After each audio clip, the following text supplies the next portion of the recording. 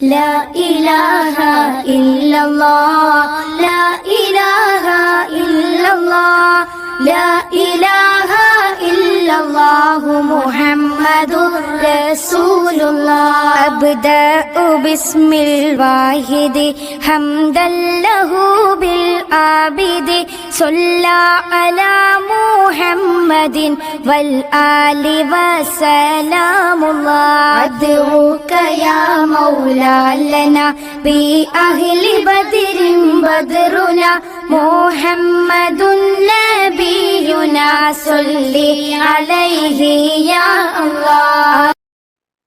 السلام عليكم ورحمة الله وبركاته. الحمد لله رب العالمين، والصلاة والسلام على خاتم النبيين وعلى آله الطيبين وأصحابه الطاهرين والمسلمين والمؤمنين كلهم أجمعين، أما بعد، فأعوذ بالله من الشيطان الرجيم. بسم الله الرحمن الرحيم. ومن أحسن قولا ممن دعا إلى الله وعمل صالحا. وقال رسول الله صلى الله عليه وسلم: إذا تولى المسلم في بيته وخرج إلى المسجد فإنه في الصلاة حق يعود إلى بيته. صدق الله العلي العظيم. حتى يعود إلى بيته. صدق الله العلي العظيم. وصدق رسوله النبي الكريم، ونحن على ذلك من الشاهدين الشاكرين، والحمد لله رب العالمين. அனைத்தும் அல்ல இறைவன் அல்லாஹ் ஒருவனுக்கு சொந்தமானது. அருமைநாயகம் முஹம்மது முஸ்தபா ரசூலே கரீம் ஸல்லல்லாஹு அலைஹி வஸல்லம் அவர்கள் மீதும் அவர்கள் கொண்டு வந்த மார்க்கத்தை தன்னுடைய வாழ்க்கையாக எடுத்து நடந்து ஈரலகத்திலும் வெற்றி பெற்ற உத்தம சத்திய சஹாபாக்கள், தாபியீன்கள், தபா தாபியீன்கள், வலிமார்கள், ஷஹதாக்கள், சாலிஹீன்கள், நாதாக்கள், நல்லோர்கள், நம்மவர்கள், நம்முடைய குடும்பத்தார் அனைவரின் மீதும் அல்லாஹ்வுடைய அன்பும் அருளும் என்றென்றும் நிலையாக நிலைத்து நிரந்தரமாக உண்டாகட்டுமாக. ஆமீன். கணே நிறைந்த அல்லாஹ்வின் நல்லடியார்களே, அல்லாஹ்வுடைய மாபெரும் கிருபையின் காரணமாக நாம் எல்லாம் அல்லாஹ்வுடைய பள்ளியில் அல்லாஹ்வை வணங்குவதற்காக வேண்டி ஒன்று சேர்ந்திருக்கின்றோம். அல்லாஹ் நமக்கு விதித்த அந்த கட்டளையை நிறைவேற்றுவதற்காக வேண்டி, அந்த கட்டளை நிறைவேற்றுவதன் மூலமாக அல்லாஹ்வுடைய பொருத்தத்தை நான் பெற்றுக்கொள்ள வேண்டும் என்பதற்காக வேண்டி இந்த அமலின் மூலமாக ஈர உலகத்திலும் உண்மையிலும் சரி மறுமையிலும் சரி என்னென்ன நற்பலன் எல்லாம் கிடைக்கப் போகின்றதோ அத்தனை நற்பலன்களில் ஆதரவிப்பதாக நாம் இங்கு ஒன்று சென்றிருக்கின்றோம். அல்லாஹ் சுப்ஹானஹு வ தஆலா நம்முடைய தேவைகளை, ஹாஜாத்துகள் எல்லாம் பூர்த்தி செய்வானாக. இந்த அமலின் மூலமாக கிடைக்கப் போகின்ற நன்மைகளை நம்முடைய மரணம் வரையிலும், மரணத்திற்கு பின்பாக சொர்க்கத்திற்குள்ளாக நுழையும் வரையிலும், சொர்க்கத்திலே அல்லாஹ்வுடைய பொருத்தத்தை பெறும் வரையிலும் அல்லாஹ் நீட்டிற்கு செய்வானாக. அல்லாஹ்வின் நல்லடியார்களே, சென்ற வாரங்களில் ஜமாத்தாக தொழுவதனுடைய சிறப்பு, அதற்குண்டான நற்பலன்கள் என்ன என்பதெல்லாம் பார்த்தோம். பரவான தொழுகையில் பள்ளியில் நிறைவேற்றுவது, பள்ளிவாசலுக்கு இரவல் வருவதன் மூலமாக நாளை மறுமையிலே நமக்கு ஒளி கிடைக்கப் பெறுகின்றது. இருளான சூழ்நிலையில் அல்லாஹ் சுப்ஹானஹு வ தஆலா யார் பள்ளிக்கு சிரமத்தோடு வருகின்றாரோ நாளை மறுமையிலே இருளான சூழ்நிலையில் முகபராவில் இருந்து, கபரில் இருந்து அதற்கு அர்த்தம் வரக்கூடிய எல்லா சூழ்நிலையும் அல்லாஹ் பிரகாசமான உலகமான ஒளியை தருகின்றான் என்பதாகவும், வரும் யார் பள்ளிவாசலுக்கு ஜமாத்தாக தொழ வேண்டும் என எண்ணத்தோடு வருகின்றாரோ நாளை மறுமையிலே மஹ்ஷர் மைதானத்திலே மக்கள் எல்லாம் வெயிலுக்கீழா உஷ்ணத்திற்கீழா இருக்கக்கூடிய தருணத்திலே அழகான நிழலை, அமைதியான ஒரு நிழல் பகுதியை அல்லாஹ் தன்னுடைய அரசு கீழாக பள்ளிவாசலுக்கு தொலைவரக்கூடிய நபரை தருகின்றான் என்பதாகவும், யார் பள்ளிவாசலுக்கு வருகின்றாரோ அவர் எடுத்து வைக்கின்ற ஒவ்வொரு அடிக்கு பகரமாக, ஒவ்வொரு எத்திற்கும் பகரமாக நன்மைகள் கொடுக்கப்பட்டு பாவங்கள் அழிக்கப்பட்டு ஒரு அந்தஸ்தை மறுமையில அல்லாஹ் உயர்த்துகின்றான் என்பதாக பார்த்தோம். அதனாலே அதே வரிசையில் நாம் பார்ப்போமே ஆனால் யார் தன்னுடைய இல்லத்திலிருந்து ஒது செய்துவிட்டு எந்த ஒரு முஸ்லீம் தன்னுடைய இருப்பிடத்தில் இருந்து இல்லமாக இருக்கட்டும், வேலை செய்யக்கூடிய இடமாக இருக்கட்டும், தன்னுடைய இருப்பிடத்தில் இருந்து பள்ளிவாசலில் வரக்கூடிய தருணத்திலே தன்னுடைய இருப்பிடத்தில் ஒது செய்துவிட்டு யார் தொழுகைக்காண்டி பள்ளிவாசலுக்கு வருகின்றாரோ அவர் மீண்டும் தன்னுடைய இல்லம் திரும்பும் வரையிலும் அவர் அல்லாஹ்வுடைய பாதையில் இருக்கின்றார்.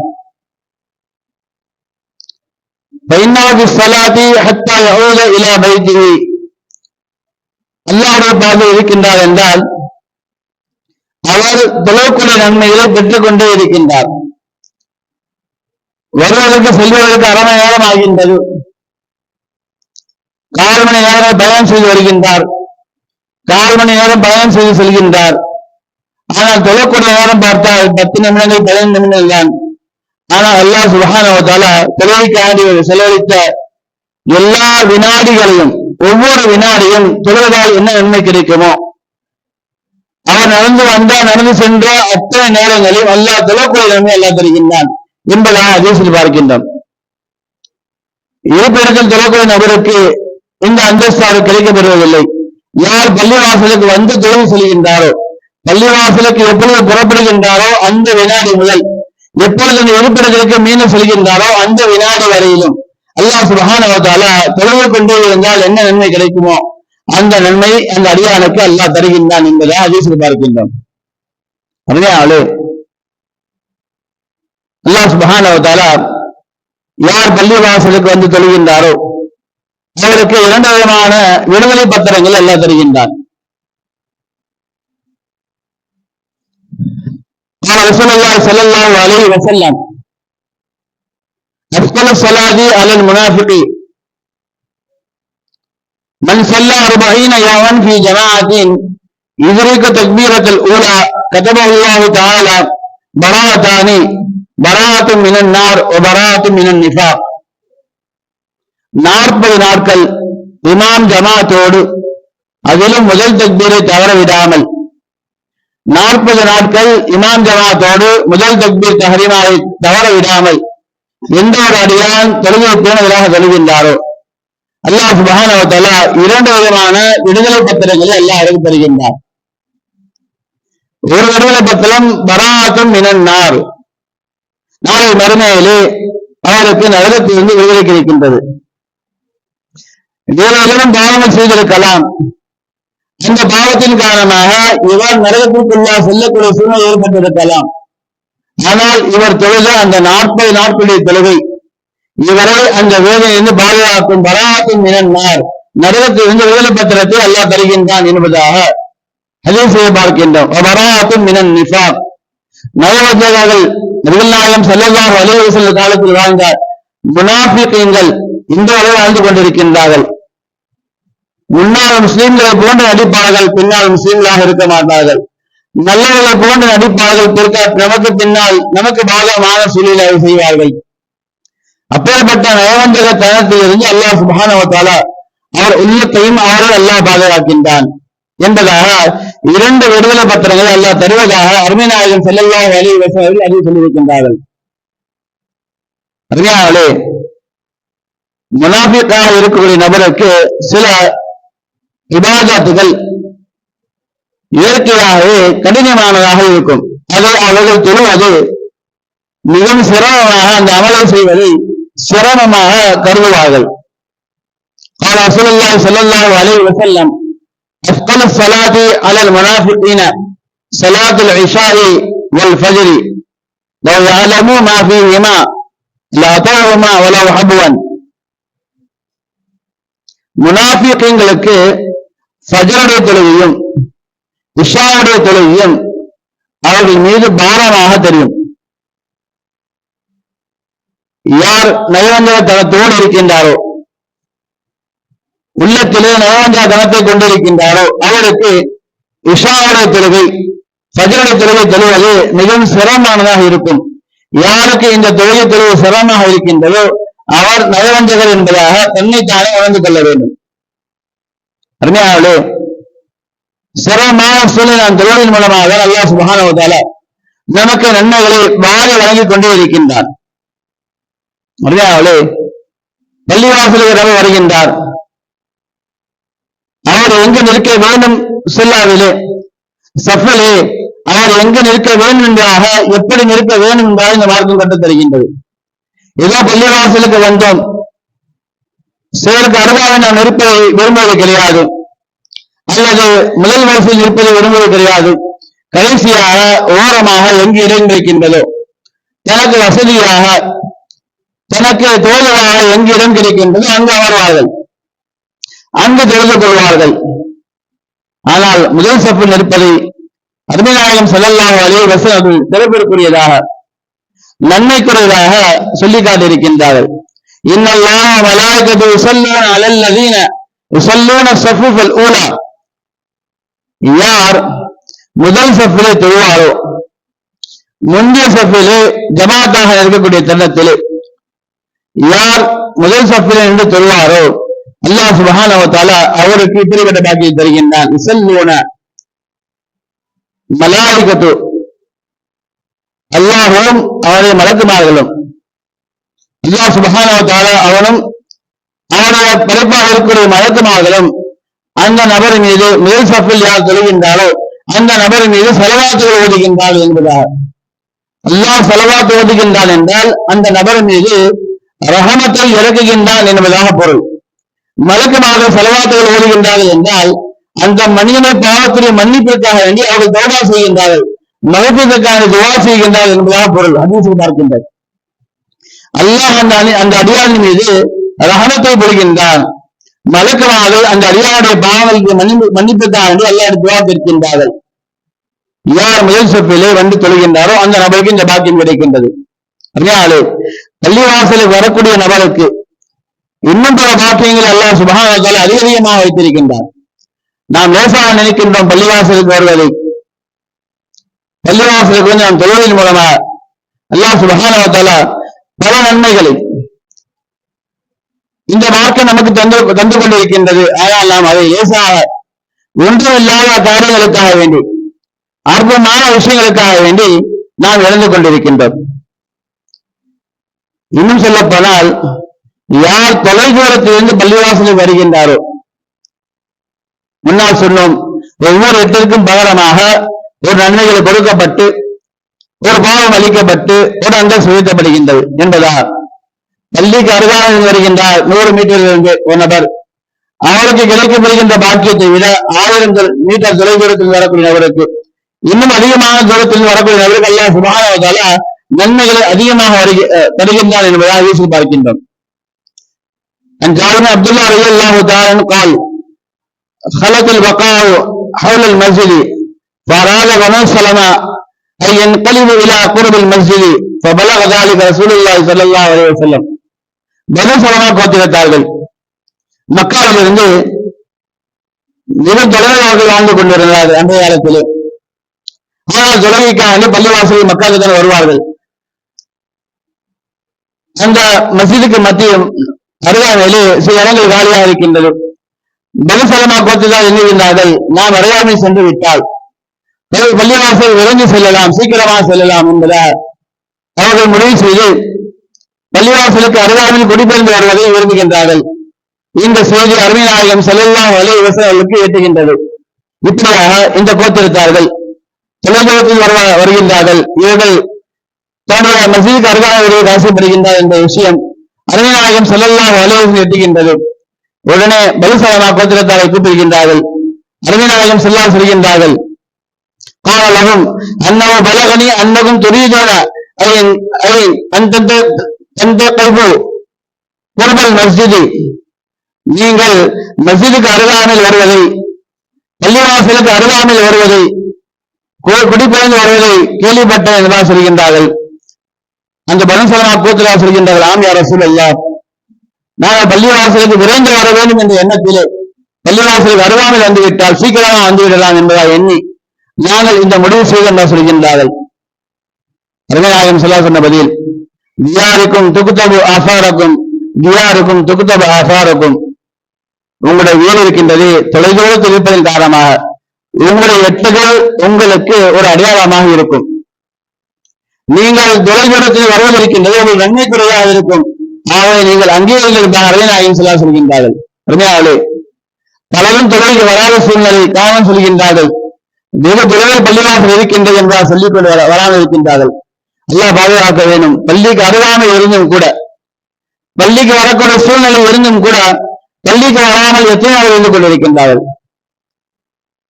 கேட்டால் சொல்கின்றார்கள், நாங்கள் என்னுடைய இல்லத்திலே தொழுது கொள்கின்றோம். அருமையாளே, இல்லத்தில் தொழுதால் ஒரு மார்க்கறிஞர் சொல்கின்றார்கள், அந்த தொழுகை கூடாமலும் போய்விடும்.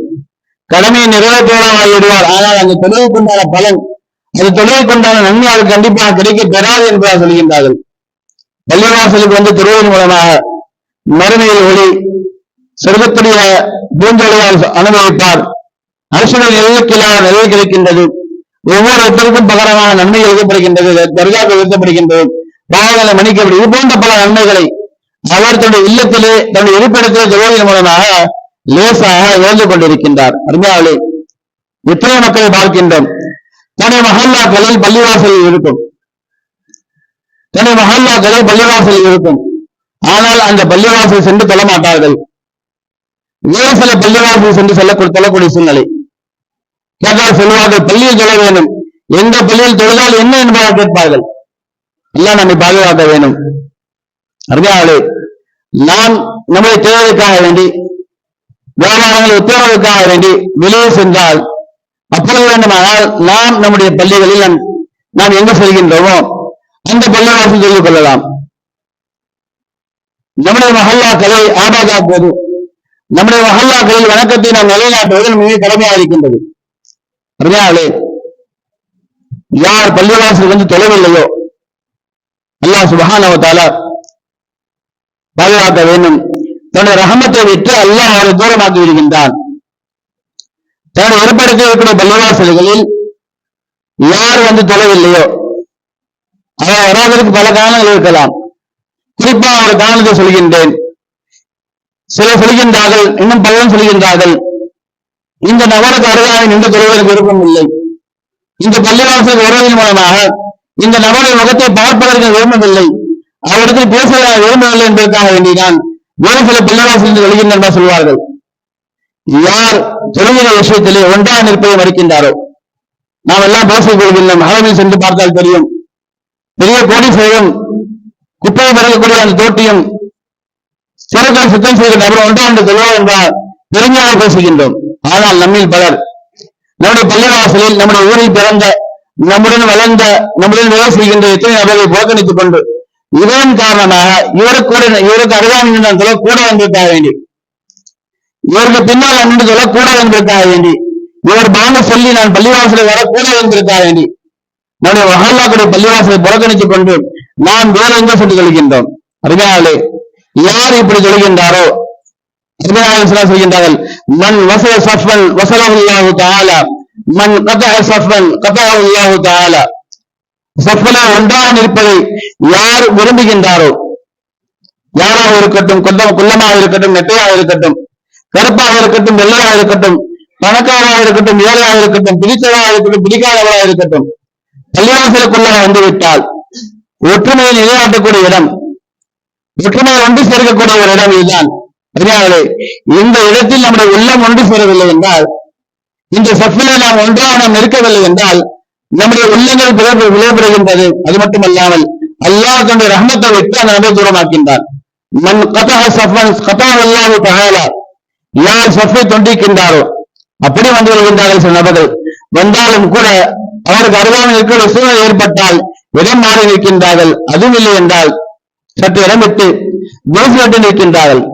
யார் இப்படி செய்கின்றாரோ, வேறுமென்ற பள்ளிவாசல் வராமல் தடுக்கின்றாரோ அல்லாஹ் நம்மை பாதுகாக்க வேண்டும். தன்னுடைய ரஹமத்தை விட்டு, தன்னுடைய அருளை விட்டு அந்த நபரை அல்லாஹ் சுப்ஹானஹு வ தஆலா தூரமாக்குகின்றான் என்பதாக அருமை நாயகம் ஸல்லல்லாஹு அலைஹி வஸல்லம் சொன்னதாக இருக்கின்றது.